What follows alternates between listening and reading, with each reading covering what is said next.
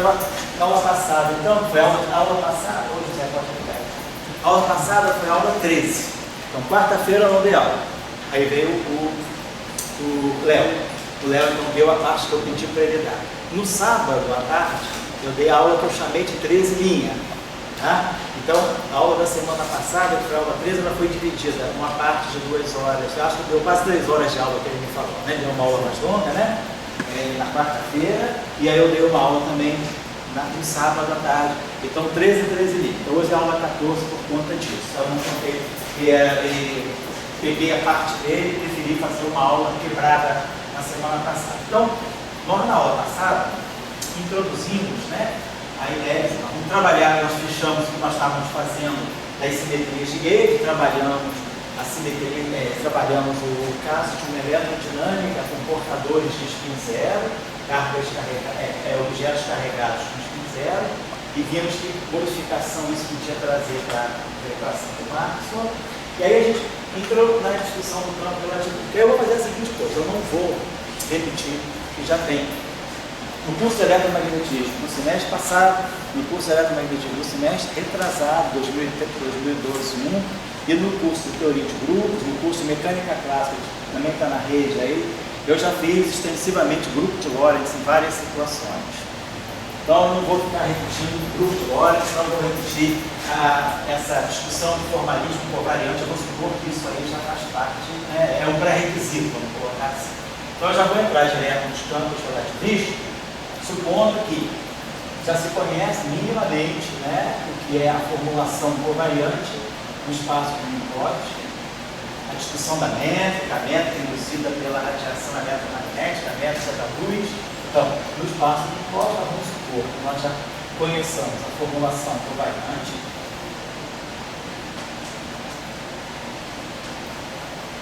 Vamos supor que a gente já tenha, até também o Sebastião parece que já fez agora no curso de eletromagnetismo, quem está seguindo, né? O grupo de Lorentz e suas representações unitárias, suas representações, irredutíveis.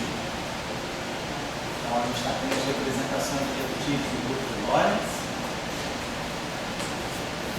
E aí, nós vamos associar então agora, né? Os campos. Vamos dizer assim, campos clássicos, né, em oposição a quânticos, né, mas campos clássicos relativistas. Então, vamos trabalhar agora essa discussão para a gente fazer a formulação da grandiana, da hamiltoniana, das simetrias.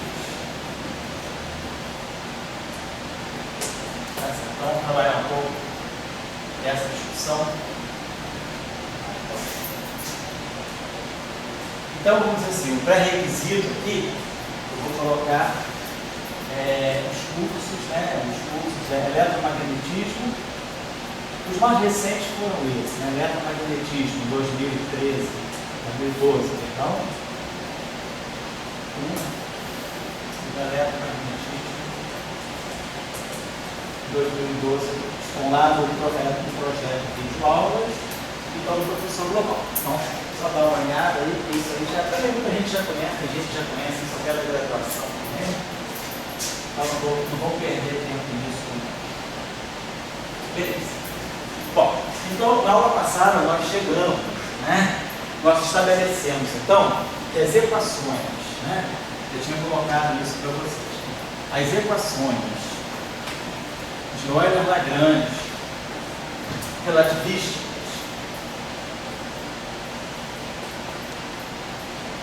Elas têm que descrever dois aspectos para nós. Elas descrevem a cinemática do spin. Elas descrevem a propagação do spin dos campos e elas descrevem as relações entre energia e momento. Então, ou no fundo também as relações de dispersão.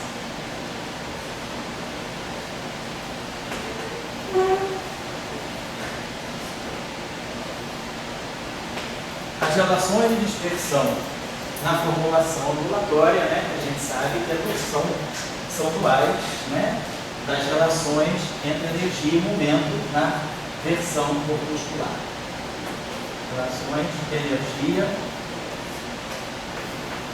momento da versão corpuscular. Então, o que nós vamos buscar nas equações de campos eletrísticos são essas duas informações.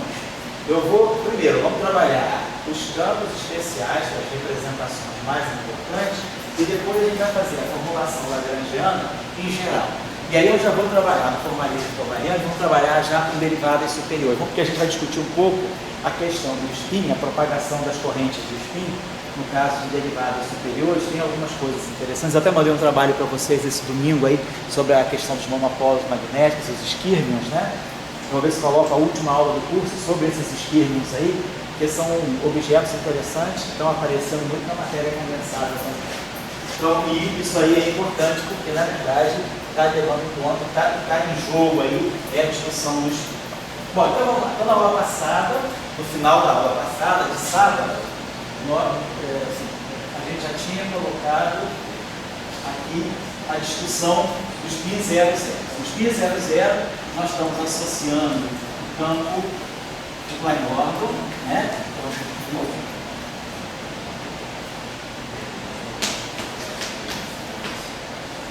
E, basicamente, o que ele está descrevendo é uma relação entre energia e momento, como nós discutimos na aula passada. Então, essa equação simples que sai aqui, né?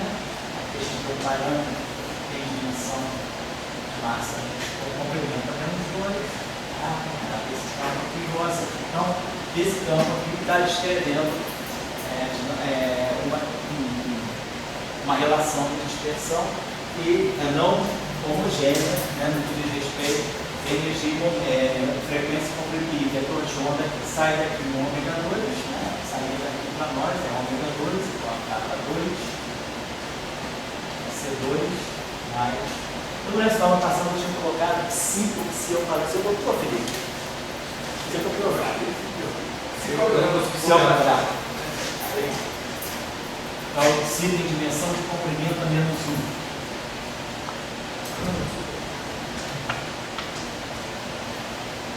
Comprimento a -1.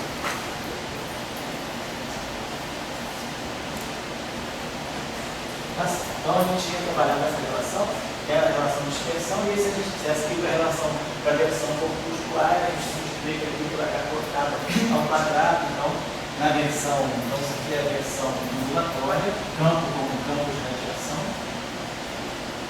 e depois nós vamos para a versão corpuscular, para multiplicar aqui por H cortado ao quadrado, isso aqui está para nós, né, a relação entre a energia e o momento é H cortado ao quadrado. Né? Eu vou interpretar isso aqui como sendo M2C4, que é a versão de partícula, a versão material. Que a gente interpreta, então, esse M2C4.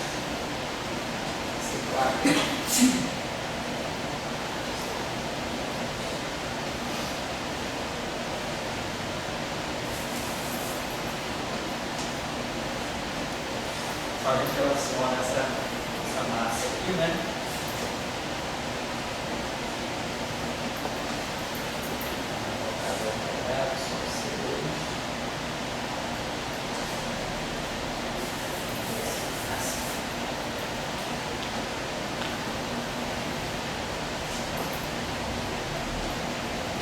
E aí a gente dá uma interpretação final para esse si aqui, né? Esse si aqui aparece para nós como sendo ele C sobre H cortado. Então, esse objeto que entra na equação ondulatória com a dimensão de comprimento -1, ele faz o papel do comprimento de onda de Compton associado a essa partícula de massa, o comprimento de onda de Compton da partícula. Professor, Oi. na aula passada, aí o senhor disse que a equação de Klein-Gordon ela é partículas de spin zero, né? Isso é partícula de spin zero. Não tem nenhuma. Aí, não sei se você já, mas essa equação eu posso associar ao Higgs? Pode. Então você vai. Isso. Higgs é uma partícula escalar, spin zero, ele só não é real. Mas aí é ele que você vai usar como. Então a equação de Klein-Gordon eu posso usar como uma equação que descreve a dinâmica dele. A cinemática do campo de Higgs. Depois, quando a gente for daqui a 2 aulas fazer as interações, a gente vai buscar o Higgs justamente nessa representação. Só que ele vai ser complexo, porque ele tem que escrever um objeto carregado do ponto de vista do SO2. Tá? Mas aí, ó, aí se fosse ele no caso, tá. Isso, se for o Higgs, A massa então de... essa massa que está aqui vai ser a massa que a gente espera ter detectado, porque essa massa é 125,4 GeV. Vai esperar que seja essa massa. Não, eu estou pensando no valor esperado do vácuo, mas ele não tem nada a ver. Não, porque o Higgs, a questão é essa, o valor esperado do vácuo do Higgs, ele dá a massa para todas as partículas, menos para ele. A massa, ele determina a massa de todos os objetos, menos a dele. A massa dele já é um parâmetro intrínseco, esse é o grande problema do campo de Higgs. Ele gera massa, o valor esperado do vácuo dele dentro da massa de todo mundo, mas a massa dele mesmo, ela é independente do valor esperado do vácuo dele, ela é um parâmetro próprio cuja origem a gente tem que buscar talvez uma fisicamente no computador. Não vai discutir isso aqui para a gente falar do. Bom, então foi o que a gente fez, né? Na aula de sábado, a gente parou. Então hoje eu queria começar a discutir com vocês as representações, né, que a gente vai construindo aí. Então, quem for dar uma olhadinha lá nas aulas, eu não sei, você estudou, você parece que andou olhando as aulas de eletromagnetismo, né? Termo de massa? Grupo de Lorentz, por exemplo, ele está nos 2 cursos, não está? Do eletromagnetismo do primeiro semestre e do segundo, né? Então, eu não lembro. Eu não lembro também. Mas está no grupo de Lorentz. Está no curso eletro, né? Que eu tenho a impressão que eu fiz o seguinte: no curso do primeiro semestre, eu trabalhei melhor o grupo de Lorentz em geral. No curso do segundo semestre, eu também trabalhei, mas já pulei alguns detalhes por causa do curso anterior. E eu trabalhei melhor os dados da equação de Dirac, que eu me lembro mais ou menos. Essa daí que eu vi, o senhor partiu da definição do grupo de Lorentz e chamou de Dirac. E, pois é, no segundo semestre. O curso que você viu lá. Então vamos trabalhar agora o que a gente chama, agora o primeiro campo que nós estabelecemos foi esse campo de Poincare. O segundo campo clássico relativístico que nós vamos estabelecer é o que fica na primeira representação não trivial do grupo de Lorentz, que é a representação meio certa. Então vamos trabalhar agora essa representação, é uma representação, então, como nós tínhamos visto na aula passada, né? O conteúdo de spins isso aqui é basicamente a versão relativista. E aí a gente pode recompor essa representação especial, uma representação em particular do grupo de Lorentz em termos de uma soma direta de representações do grupo SO3. Então aqui é o que a gente vai justamente associar ao que é o spin da partícula da versão não relativista. Eu vou somar sobre todas as representações S do grupo SO3, então isso aqui é SO3 para mim, é o spin não relativista. Eu vou somar aqui a soma de todas essas representações S. Então, por exemplo, se esse cara aqui é meio, ele é puro spin meio, porque meio menos zero é meio, meio mais zero é meio. Então nós só vai ter puro spin meio. Essa representação aqui é uma representação de puro spin meio. Essa representação é o que nós associamos aos chamados fermions divide left hand. Então é nessa representação aqui que nós colocamos os leptons, né? Então a gente coloca aqui o elétron left, a gente chama tudo left, o muon left, o tau left. Então, nessa representação, nós colocamos as partículas os campos correspondentes às partículas que a gente conhece como left hand. Vamos explicar por que é left, né? Aí, os correspondentes neutrinos, o neutrino do elétron, left, o neutrino do muon, left, e o neutrino do tau, o neutrino do elétron, o neutrino do muon e o neutrino do tau. E é claro que aqui também nós colocamos não só os leptons carregados, os neutrinos, mas colocamos também todos os quartos nas suas gerações, o D, CS, T. Então todos os objetos, né, os fermions quirais do modelo padrão são colocados nessa representação basic. Bom, qual é o conteúdo dessa representação? Então, como eu tinha falado para vocês, a ideia das equações relativistas é descrever a dinâmica do spin. Então, basicamente, o que nós estamos tentando dizer é, suponhamos que eu vá pegar, querer descrever essa equação, o conteúdo dessa equação seria um spin. Então, eu vou pegar um objeto, um spin, que, projetado ao longo da direção de movimento da partícula, se o spin é meio, né? Então o objeto tenha projeção de spin ao longo da direção da partícula igual a meio. Então, o spin meio, a gente sabe que ele em mecânica quântica ele é dado em unidade de H por K. Então, o conteúdo dessa equação é dizer que eu tenho um spin projetado ao longo da equação de movimento com projeção meio. Então, eu estou descrevendo uma partícula que tem sempre o seu spin alinhado com a direção de movimento. O que isso aqui está dizendo para nós? Isso aqui vai ser possível, nós vamos ver que é uma informação covariante quando a partícula tem massa de repouso zero, como é o caso do modelo padrão. O modelo padrão, antes da quebra espontânea da simetria, todo mundo tem massa zero.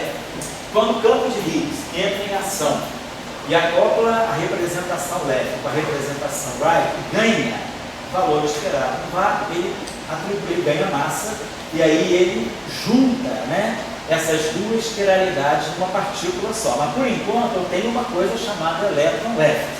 Depois nós vamos ver o que é o elétron right, outra partícula. Dentro do ponto de vista da relatividade, em princípio são duas partículas diferentes. Quando a massa é gerada, é que elas se fundem numa partícula só. Então essa informação aqui é uma informação referente ao spin. E vamos ver que aqui dentro também está embutida uma informação sobre a relação entre a energia e o momento. Então, o operador de spin no espaço de partículas de spin meio, nós já sabemos da teoria não relativista, ela é dada por H cortado sobre 2π. Isso aqui é o operador de spin para objetos de fundo spin meio. E nós vamos projetar ao longo da direção de movimento por uma partícula que tem a massa de repouso zero. Então eu vou dividir o momento, né, o versor na direção de propagação é a direção do momento. A informação que vai entrar aqui agora é se a partícula tem massa de repouso nula, se eu multiplicar aqui por C e multiplicar aqui por C, então eu tinha isso aqui, né? Essa informação é sem C. Eu coloco C aqui, coloco C aqui. Isso aqui fica a energia. Então, colocando esse C aqui, eu estou, na verdade, dividindo o momento pela energia. E isso aqui é H cortado sobre 2. Bom, a gente pode colocar o H cortado sobre 2 aqui, né? Porque isso aqui veio do spin e esse aqui veio da projeção. Então, essa equação aqui, ela fica, na verdade, o conteúdo dela é isso aqui. Sigma escalar E vezes C igual a E. Que é uma equação, né? Ela tem uma componente aqui, do ponto de vista da relatividade especial, ela tem uma componente escalar e uma componente de momento. Isso aí para nós, né, já sabemos que a gente pode definir o quadro vetor do momento, usar esse resultado conhecido aqui no espaço do Minkowski, que a gente define o operador quadro de momento como sendo o vetor quadro de momento, PI, componente zero dele é sobre C e aqui o momento. Componente, a parte espacial dele, do vetor contravariante, é o próprio momento. Então, essa informação que está aqui, nós podemos escrever assim, vamos botar isso tudo de um lado só. É menos sigma escalar P igual a zero. Então, isso é uma relação, vamos dizer assim, cinemática. Nós sabemos, né, já tínhamos visto aí da discussão prévia da equação de Klein-Gordon, que nós esperamos que essas equações agora elas sejam escritas sob a forma de equações diferenciais que vão gerar equações de onda relativista. Então a gente quer escrever a partir daqui equações de onda relativista. Então, para nós, pelo princípio da correspondência, nós vamos esperar que esse operador, essa energia aqui, na verdade, ela seja para nós H cortado DDT. E esse momento aqui para nós, né, seja menos I cortado gradiente. Eu estou pulando já a discussão ondulatória de frequência. Eu poderia falar, tá, vamos escrever essa relação aí para frequência e retorno de onda. Eu já estou embutindo aí que eu vou fazer a discussão ondulatória, e da discussão ondulatória a gente passa para a discussão corpuscular através do princípio da correspondência. Então, sendo uma equação diferencial, claro, ela vai ter que estar atuando em cima de objetos que dependem de funções que dependem de t e de x, e nesse caso, sendo uma matriz 2 por 2, essa equação é uma equação matricial, então, como isso aqui é uma matriz 2 por 2, eu pressuponho que o que esteja aqui seja a matriz de identidade. E aí, então, essa equação é uma equação que vai atuar em cima de um objeto, vamos chamar aqui de um objeto psi, com índice alfa, de t e x, né? Que é esse campo aqui, que nós estamos chamando, então, de campo relativístico espinorial de Weyl left hand, ou férmio piral left hand. Então, ele dá nessa representação meio zero do grupo de Lorentz. Então, eu já sei, né, como é que os meus geradores do grupo de Lorentz atuam sobre ele. Nós já sabemos, né, na discussão do grupo de Lorentz, que a partir dos geradores do grupo de Lorentz, nós construímos, né, dois operadores, que chegam aos operadores J e K, que vão representar os dois S2 que estão dentro do grupo de Lorentz. O grupo de Lorentz, a álgebra de Lie do grupo de Lorentz, ela se quebra em duas álgebras de Lie. A álgebra de Lie é S2 associada ao J, e a álgebra de Lie é S2 associada ao K. E aí, para esse objeto aqui, essa representação aqui é a representação meio, portanto, os geradores de SO3 nessa representação meio são as matrizes de Pauli sobre 2.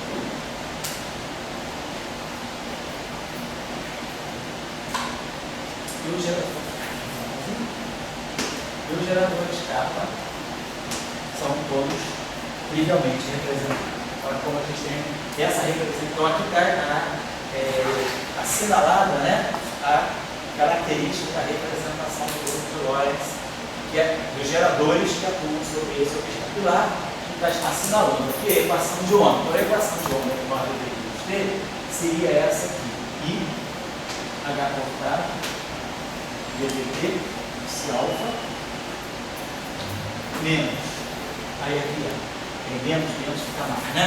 Mais, I, H cortado, sigma, escalar gradiente, né? Isso aqui atuando em cima. Agora, como essa matriz aqui é uma matriz que tem índices, né? Variáveis, vamos ter psi beta e rosa. Então, em termos, né, de componentes do exterior, a equação assume essa forma aí, mas a gente pode, vamos tirar esses índices aqui para não ficar sobrecarregando, imaginando que aqui o índice está aqui, aí a gente é a matriz de identidade, aqui eu tenho uma matriz que acopla as duas componentes de uma forma não trivial, acopla a componente 1 com a componente 2. Eu vou suprimir aqui para não ficar sobrecarregando essa notação. E aí a gente pode ver, aqui a gente pode fazer a seguinte coisa. Eu defino essa relação aqui, ó, esse objeto que está composto aqui. Isso aqui eu posso imaginar, se eu definir, por exemplo, um objeto desse tipo, uma matriz sigma mi, que é a identidade, sigma. Bom, estou definindo uma matriz, né, com índice contravariante, cuja componente 0 é a identidade, cuja componente i são as próprias matrizes de Pauli.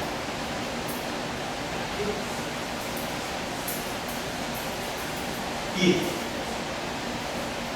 se nós aqui associarmos, né, para nós já na nossa discussão do grupo do formalismo covariante do espaço do mitópsis, nós sabemos que essa derivada aqui, dmi, é a derivada em relação às coordenadas xmi contravariantes. Né? A gente mostra lá no curso, né, mostra por que esse objeto derivar em relação às coordenadas contravariantes se comporta como um objeto covariante. Então, esse objeto aqui é 1 sobre C, isso que para nós é 1 sobre C dt, e derivado em relação a x, y, z são as próprias componentes gravitacionais.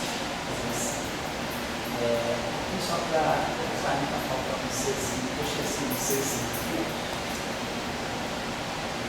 Então, eu vou tirar esse C daqui, vou trazer aqui para baixo, porque aí fica 1 sobre C ddt, é a derivada em relação a x. Então eu posso escrever aquele operador que está aqui, ó, IH cortado, eu posso escrever com essa cadeia aqui de convenções, nós podemos escrever essa equação desse modo IH cortado. E aí aqui nós vamos botar essa matriz sigma mi atuando em mi, sigma, que é psi, tá? Chamando aqui de psi. Psi igual a zero. Vamos dar uma olhadinha para ver se tudo fica ok. Eu tenho sigma 0, que é a identidade d0, que é 1 sobre c ddt. E aqui fica mais sigma i di, que é o signo escalar gradient. Então, essa equação aqui é a chamada equação de Weyl dos neutrinos, né?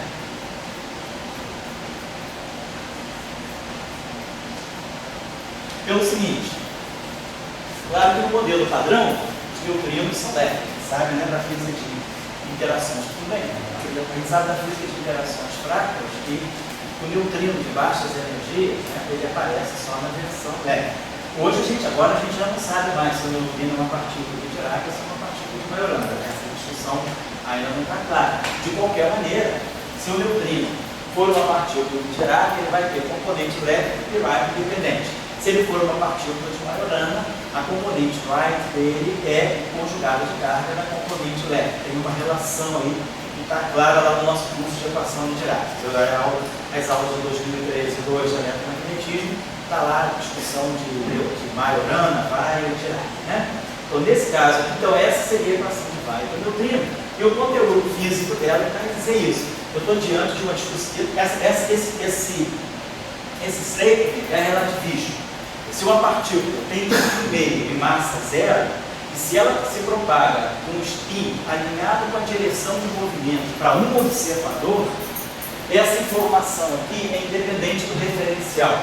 Apesar dessa informação não estar escrita de forma manifestamente covariante, porque ela pega só o setor espacial, se a gente for olhar essa equação transcrita desse modo, o fato da partícula ter massa de repouso nula, garante que essa equação seja covariante. Então, se o objeto tiver spin meio e massa zero, e ele estivesse propagando na direção, alinhado com a direção do movimento, qualquer referencial de Lorentz vai ver essa mesma alinhamento. Se a partícula tem massa de repouso não nula, não. Porque se a partícula tem massa de repouso não nula, eu posso passar por referencial onde eu sou mais rápido do que ela. Aí eu vou ver o momento dela para trás. Então, há um flip do momento. Quando eu mudo de referencial, eu posso flipar o momento, mas ela pode passar de polarização mais meio para polarização menos meio, se ela tiver massa, porque eu posso andar mais rápido do que ela. Mas se ela anda com a velocidade da luz, se ela tem massa de repouso zero, por causa disso aqui, então essa informação ela pode ser colocada de uma forma que é independente do observador. Isso aqui, a gente já sabe no nosso curso de grupo de Lorentz, que essa informação aqui é uma informação invariante de Lorentz. Então esse seria o conteúdo da equação de Weyl, dizer que nós estamos diante de uma partícula de massa de repouso zero, que se propaga sempre com o spin alinhado para a direção de movimento. Aqui tem uma discussão conceitual importante também. O que é mais fundamental? Nós estamos trabalhando no grupo de Lorentz, então nós estamos trabalhando a descrição dos campos relativísticos. Então nós estamos classificando os campos relativísticos pelo spin, pela posição, né, do campo frente a uma representação particular IJ do grupo de Lorentz. Eu não tenho nenhum compromisso com a massa. O campo pode estar nessa representação e ele pode ou não estar descrevendo uma partícula massiva. Então a massa, dentro dessa discussão, ela é uma discussão secundária.